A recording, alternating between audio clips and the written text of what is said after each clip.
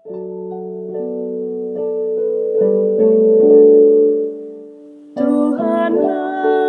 kekuatanku, Tuhanlah nyanyianku, Dialah keselamatanku.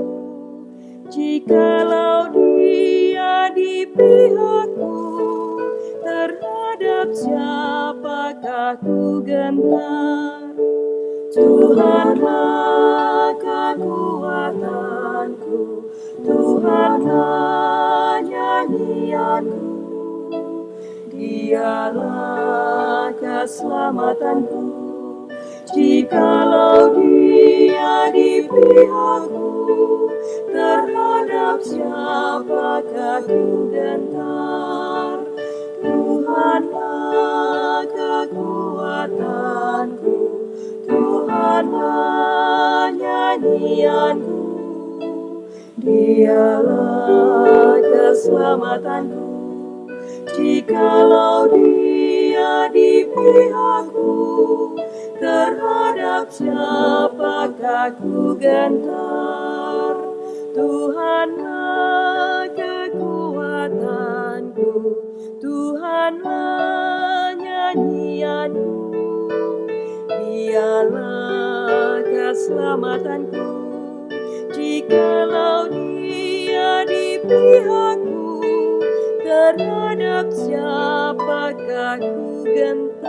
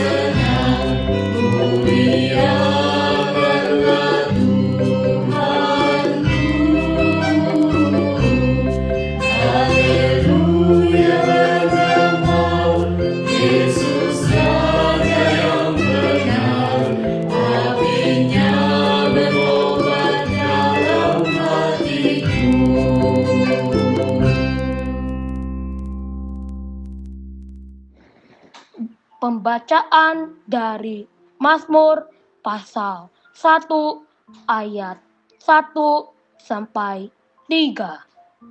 Berbahagialah orang yang tidak berjalan menurut nasihat orang fasik, yang tidak berdiri di jalan orang berdosa, dan yang tidak duduk dalam kumpulan pencemooh, tetapi yang kesukaannya ialah Taurat Tuhan, dan yang merenungkan Taurat itu siang dan malam.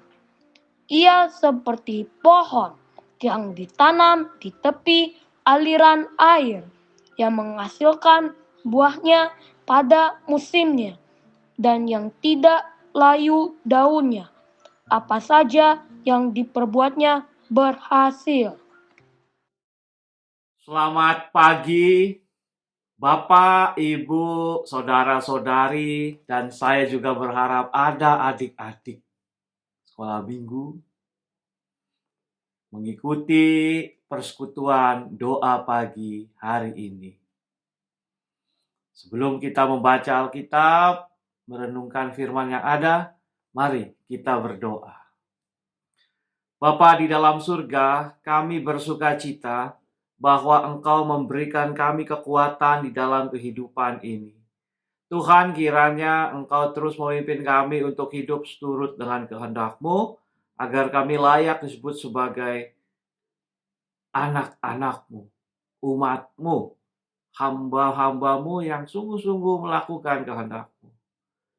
Bapa, kami akan membaca firman Tuhan dalam rangkaian doa pra-Pentakosta.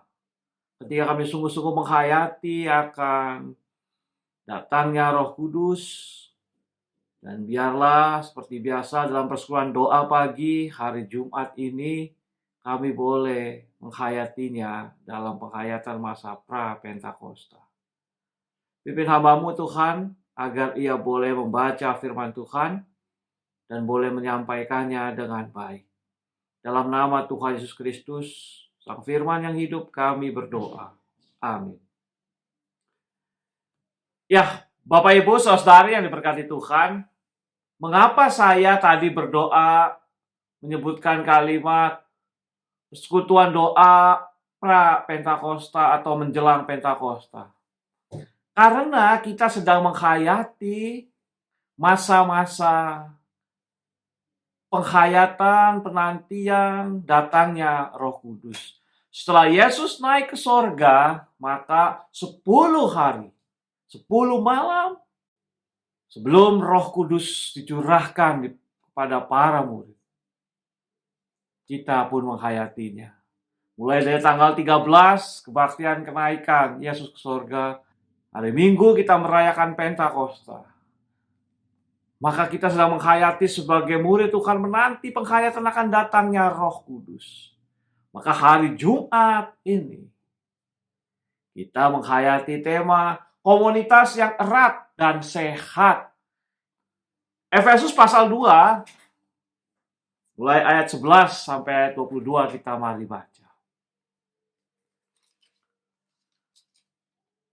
Karena itu ingatlah bahwa dahulu kamu sebagai orang-orang bukan Yahudi menurut daging, yang disebut orang-orang tak bersunat oleh orang-orang yang menamakan dirinya sunat, yaitu sunat lahiria yang dikerjakan oleh tangan manusia, bahwa untuk itu kamu tanpa Kristus, tidak termasuk kewargaan Israel, dan tidak mendapat bagian dalam ketentuan-ketentuan yang dijanjikan, tanpa pengharapan dan tanpa Allah di dalam dunia. Tetapi sekarang di dalam Kristus Yesus, kamu yang dahulu jauh sudah menjadi dekat oleh darah Kristus. Karena Dialah damai sejahtera kita yang telah mempersatukan kedua pihak, yang telah merubuhkan tembok pemisah, yaitu perseteruan. Sebab dengan matinya sebagai manusia, ia telah membatalkan hukum Taurat dengan segala perintah dan ketentuannya, untuk menciptakan keduanya menjadi satu manusia baru di dalam dirinya, dan dengan itu mengadakan damai sejahtera. Dan untuk memperdamaikan keduanya di dalam satu tubuh dengan Allah oleh salib, yang telah melenyapkan perseteruan pada salib itu. Ia datang dan memberitakan damai sejahtera kepada kamu yang jauh, dan damai sejahtera kepada mereka yang dekat. Karena oleh Dia kita kedua pihak dalam satu roh beroleh jalan masuk kepada Bapa. Demikianlah kamu bukan lagi orang asing dan pendatang, melainkan kawan, sewarga dari orang-orang kudus dan orang-orang dan anggota-anggota keluarga Allah, yang dibangun di atas dasar para rasul dan para nabi, dengan Kristus Yesus sebagai batu penjuru. Di dalam Dia tumbuh seluruh bangunan, rapi tersusun menjadi bait Allah yang kudus di dalam Tuhan. Dan di dalam Dia kamu juga turut dibangun menjadi tempat kediaman Allah di dalam Roh. Bapak Ibu Saudara, sampai di situ pembacaan firman Tuhan. Mari kita menjadi orang-orang yang berbahagia ketika kita memahami firman Tuhan dan melakukannya. Kalau kita baca-baca Alkitab, surat-surat Rasul, kita melihat bahwa orang-orang Yahudi dijelaskan cerita-ceritanya di Injil juga ya, ada bahwa bagaimana orang-orang Yahudi merasa diri menjadi umat pilihan Allah. Belum lagi kalau kita baca kisah-kisah perjanjian lama, bagaimana umat Israel merasa diri sebagai orang yang paling hebat, paling diberkati Tuhan, dipilih Tuhan. Maka itu menimbulkan kesombongan. Maka itu menimbulkan harga diri yang terlalu tinggi dan merendahkan manusia yang lainnya. Sehingga enggak gampang untuk bergaul dengan orang-orang Yahudi. Mereka harus mengikuti aturan-aturan tetek bengeknya. Aturan-aturan keagamaan, hukum Taurat, dan seterusnya. Dan salah satu aturan yang menunjukkan bahwa seseorang layak disebut sebagai orang Yahudi adalah sunat. Memotong kulit katan. Sunat. Bahwa itu adalah tanda mereka menjadi bagian yang sah sebagai orang Yahudi. Nah, untuk itu terciptalah tembok pemisah. Orang yang berharga, orang yang baik, orang yang hebat adalah orang Yahudi. Sementara orang yang non-Yahudi disebut sebagai bangsa-bangsa yang kegelapan, bangsa yang tidak merasakan kebaikan, bangsa yang tidak melakukan hal-hal yang berguna untuk hidupnya. Nah, hal ini Bapak Ibu diikuti pada perkembangannya. Bahwa Yunani itu kan bangsa yang hebat tuh. Anda tahu kata barbar itu maknanya apa? Barbar itu awalnya disebutkan sebagai orang-orang yang orang Yunani kepada orang-orang yang non Yunani. Bangsa kafir, bangsa barbar hampir sama. Perkembangannya ya seperti itu, menjadi hal-hal yang jelek. Artinya apa? Bahwa sejak dulu kala selalu ada pemisahan. Bangsa yang hebat, kelompok yang hebat. Dan di luar bangsanya, di luar kelompoknya, tidak layak disebut sebagai manusia. Dan ini salah di mata Tuhan. Karena Kristus telah menyatukan orang-orang yang ingin menjadi umat Allah dalam anugerahnya. Paulus mencoba untuk meluruskan. Kita tahu bahwa Paulus adalah rasul untuk orang-orang yang bukan Yahudi. Untuk itu dia dimusuhi. Dia tidak disukai oleh orang-orang Yahudi kebanyakannya. Tetapi Paulus terus melakukan pemberitaan Injil. Bahwa di dalam Kristus ada damai sejahtera. Dan setiap orang yang mengaku sebagai pengikut Kristus harus hidup dalam damai sejahtera dengan menganggap orang lainnya itu juga orang-orang yang layak di mata Allah. Paulus mempertentangkan di sini bagaimana sunat yang sangat diidolakan oleh orang-orang Yahudi.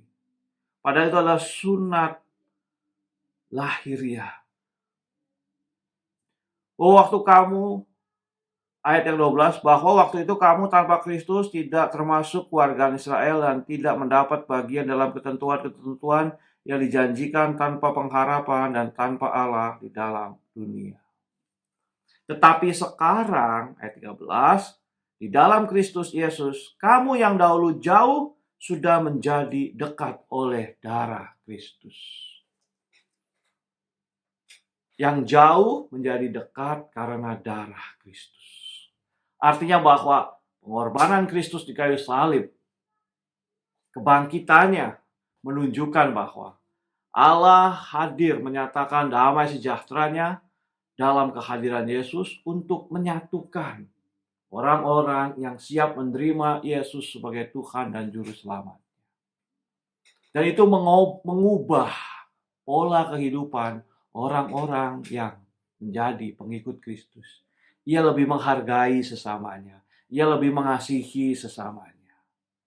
Bukan tadi memisahkan orang-orang yang tidak sesuai dengan keinginannya, pendapatnya, kesukaannya. Tapi justru segala perbedaan yang ada, suku bangsa, cara berpikir, dan yang lain-lainnya itu menjadi kekayaan yang disatukan untuk merasakan anugerah Tuhan yang besar. Nah, sampai di sini kita tahu bahwa komunitas yang erat dan sehat, erat ketika dalam persekutuan kita sebagai orang percaya, diikat bukan karena si A, si B, si C, bukan karena ini, itu, sesuatu, tetapi satu-satunya komunitas yang sehat, yang erat dan sehat, didasari oleh darah Kristus, didasari oleh anugerah Kristus. Dan setiap orang sebagai pengikut Kristus dalam persekutuan umat Allah harus merasakan bahwa ia adalah orang-orang yang mendapatkan anugerah dari Kristus. Bukan karena kehebatannya, bukan karena kelayakannya, semata-mata karena Kristus membuat setiap umatnya menjadi manusia baru. Nah, Bapak Ibu saudara Tuhan, pemahaman komunitas adalah ketika persekutuan kita, kebersamaan kita, merasakan anugerah Kristus.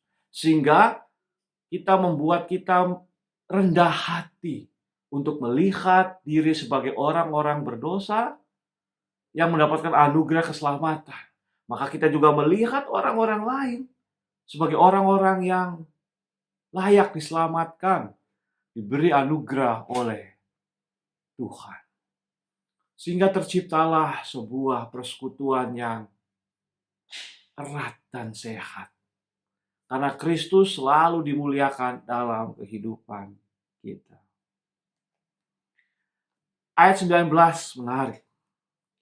Demikianlah kamu bukan lagi orang asing dan pendatang, melainkan kawan sekerja dari orang-orang kudus dan anggota-anggota keluarga Allah.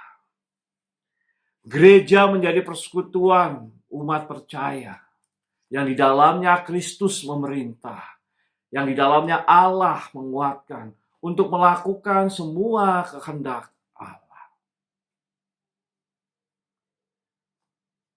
Ketika kita menghayati diri sebagai bagian tubuh Kristus di GKI Surya Utama, sudahkah kita memandang setiap anggota jemaat, bahkan simpatisan, adalah kawan sekerja kita, keluarga kita, yang diikat dalam keluarga Allah. Demikian kamu bukan lagi orang asing dan pendatang, melainkan kawan sewarga dari orang-orang kudus dan anggota-anggota keluarga Allah. Menarik. Ada 3 hal yang menarik di sini. Yang pertama, bahwa kita bukan orang yang asing. Maka ayo rubuhkan, hilangkan sekat-sekat pemisah. Ketika GKI Surya Utama anggotanya mencoba untuk saling mengenal, mencoba untuk saling memperhatikan, maka kita sungguh-sungguh menjadi kawan sewarga. Sewarga apa? Dari orang-orang yang kudus, orang-orang yang dipilih, orang-orang yang diberikan anugerah oleh Allah untuk hidup sebagai komunitas keluarga Allah. Komunitas yang erat dan sehat. Sehat karena persekutuan kita di GKI Surya Utama didasari oleh anugerah Kristus. Sehat. Bukan karena individu-individu tertentu, tapi karena Kristus. Kristus yang mengirimkan para pelayan, Kristus yang mengirimkan anggota jemaat, Kristus yang mengirimkan anggota simpatisan, Kristus yang mengirimkan GKI Surya Utama dalam kehidupan kita. Itu bukan karena kehebatan kita maupun kehebatan orang lain, semata-mata hanya karena anugerah Tuhan. Konteks persekutuan yang sehat. Dan erat ketika hal yang kedua adalah ketika kita sungguh-sungguh menjadi orang-orang kudus. Kita dipilih, kita mempunyai misi. Orang-orang kudus ini bukan orang-orang yang menjaga penampilannya kayak di film-film, yang harus menata omongannya, menata kata-katanya yang tidak boleh salah, menata gaya bicaranya, tatapannya yang anggun gitu ya. Tapi orang-orang ini kudus ini adalah orang-orang yang dipilih untuk melakukan kehendak Allah. Maka kalau kita merasa sebagai orang-orang yang kudus, maka di dalam diri kita memiliki tugas panggilan sebagai tubuh Kristus. Kristus yang menyatukan kita. Yang kedua adalah, sudahkah setiap kita merasakan tugas panggilan kita di GKI Surya Utama?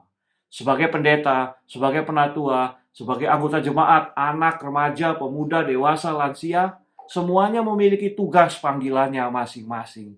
Maka ayo kerjakan tugas panggilanmu. Dan ketika kita sungguh-sungguh mengerjakan tugas panggilan kita, maka komunitas GKI Surya Utama menjadi komunitas yang erat dan sehat. Karena kita berkumpul, bersekutu untuk melakukan kehendak Tuhan. Tuhan Allah. Kita berkumpul karena Allah. Dan setiap kita mempunyai tugas, mempunyai misi, mempunyai hal-hal yang harus dikerjakan. Remaja punya, anak sekolah minggu punya, orang tua punya, pendeta punya, penatua punya, siapapun mempunyai tugas yang harus dikerjakan sebagai anggota tubuh Kristus di GKI Surya Utama. Maka ayo kita melakukan. Kita bukan hanya sekedar kongkow, kumpul-kumpul tanpa arti, tetapi karena kita dikumpulkan oleh damai Kristus, karena kehendak Kristus, dan melakukan kehendak Kristus itu sebagai misi, yaitu misi mewujudkan, menyatakan kerajaan Allah. Dan hal yang ketiga adalah bahwa mari kita hidup sebagai keluarga yang saling memperhatikan. Dan anggota-anggota keluarga Allah. Ketika ada perbedaan pendapat, perbedaan gaya, itu tidak membuat kita terpisah. Ketika saya merenungkan bagian ini, terpisah menjadi keluarga, saya ingat akan tembok Berlin. Tembok yang dibangun sepanjang kira-kira 155 km yang memisahkan Jerman Barat dan Jerman Timur. Tingginya sekitar 6 meter dan tebal. Kalau panjangnya gitu, 155 km dan tingginya 6 meter, kira-kira pasti tebalnya juga sangat tebal. Karena tembok ini menjadi tanda memisahkan Jerman Barat, Jerman Timur, atau Berlin Barat dan Berlin Timur. Tetapi itu merupakan simbol terpisahnya orang tua, anak, keluarga, sesama umat manusia. Tetapi pada tahun 1989, tembok itu dihancurkan. Maka terciptalah persekutuan yang akrab hangat di Jerman. Sampai sekarang, tembok itu tidak ada lagi. Semua yang memisahkan disatukan karena kebangsaan Jerman. Bagaimana dengan kita sebagai umat Allah? persekutuan atau komunitas yang erat dan sehat. Community. Apakah kita sebagai anggota jemaat di GKI Surya Utama merasakan persekutuan yang akrab, erat, hangat, dan sehat? Ayo, kita disatukan oleh Kristus. Kita mempunyai misi, tugas, sebagai apapun. Sebagai guru sekolah minggu kah, sebagai pengurus komisi kah, pelawat kah, bahkan sebagai anggota jemaat, anggota simpatisan, pasti mempunyai tugas di GKI Surya Utama. Ayo kerjakan.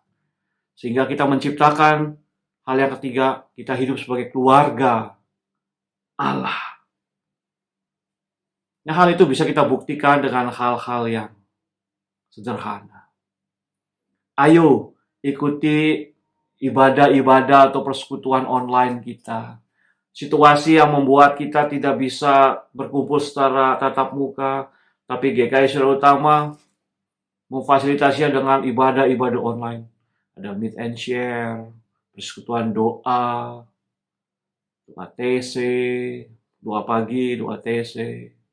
Dan kita sedang menghayati masa-masa pra-Pentakosta ini. Sebelum nanti, tanggal 33 kita merayakan penghayatan Pentakosta. Hari turunnya Roh Kudus yang menyatukan, yang menguatkan.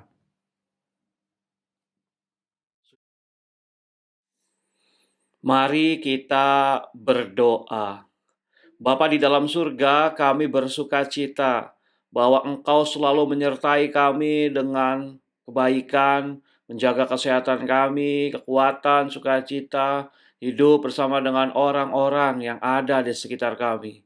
Ya Bapa di dalam surga, pimpinlah agar kami sebagai keluarga, sebagai gereja, sebagai masyarakat, sungguh-sungguh menampilkan kehidupan seturut dengan kehendak Kristus. Bapa di dalam surga, kami bersuka cita juga kami boleh terus mengikuti ibadah persekutuan doa pagi secara online. Dan ketika kami menghayati masa-masa penghayatan turunnya Roh Kudus di hari raya Pentakosta, biarlah Tuhan hari ini juga kami boleh merasakan sukacita itu ketika kami sungguh-sungguh bergumul dalam doa, perenungan selama beberapa hari, dan kami ingin merayakannya dengan sukacita sebagai bersama-sama sebagai bentuk bahwa kami adalah komunitas yang erat dan sehat. Makanya Bapak, biarlah dalam komunitas kami sebagai GKI Surya Utama, nama Tuhan dimuliakan. Bapa dalam surga, kami berdoa. Ketika kami mengharapkan kebaikan-kebaikan dalam hidup kami juga mengharapkan kebaikan bagi setiap umat manusia ya Tuhan, di dalam segala keadaan yang ada. Tuhan, kami teringat akan situasi konflik di daerah-daerah Tuhan. Indonesia, di Poso, di Papua, dan di beberapa daerah lainnya Tuhan. Tuhan tolonglah agar situasi konflik ini dapat segera diselesaikan. Tuhan, Engkau menjaga Polri, TNI, sebagai penjaga keamanan dan kedaulatan negara Kesatuan Republik Indonesia ini Tuhan. Ketika mereka bertugas dalam satuan-satuan khusus, Kopassus, Kostrat, apapun Tuhan. Kiranya Polri, Brimob, ketika mereka ada di daerah-daerah yang konflik, daerah-daerah yang penuh dengan segala ketakutan, Tuhan, kami berdoa, kiranya Engkau juga memberkati, memimpin, melindungi, mendorong, agar kelompok-kelompok yang mengganggu keamanan di Republik Indonesia dapat ditumpas dengan penuh kebaikan, sehingga rakyat Indonesia di setiap tempat menjaga kebaikan. Bapa dalam surga, situasi yang ekonomi juga kami doakan agar setiap lapisan masyarakat Tuhan boleh mengadakan kegiatan-kegiatan yang produktif.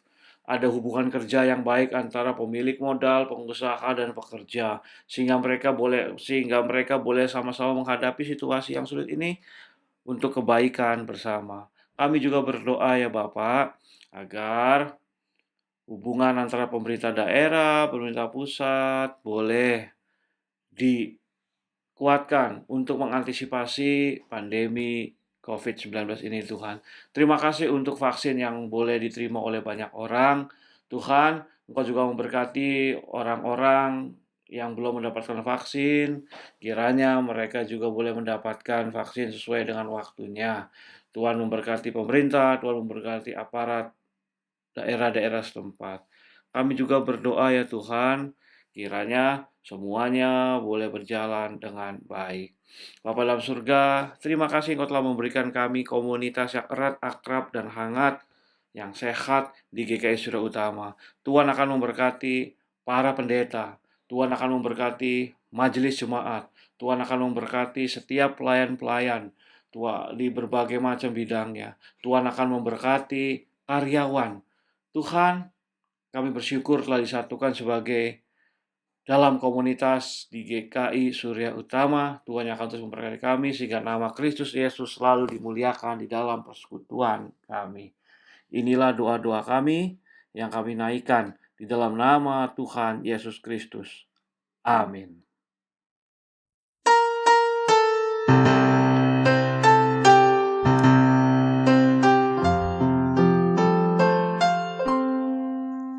Kasih Tuhan mengirimu,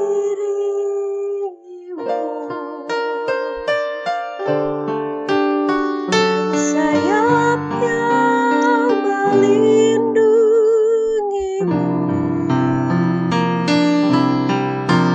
tangan Tuhan pegang di dalam hidupmu, majulah.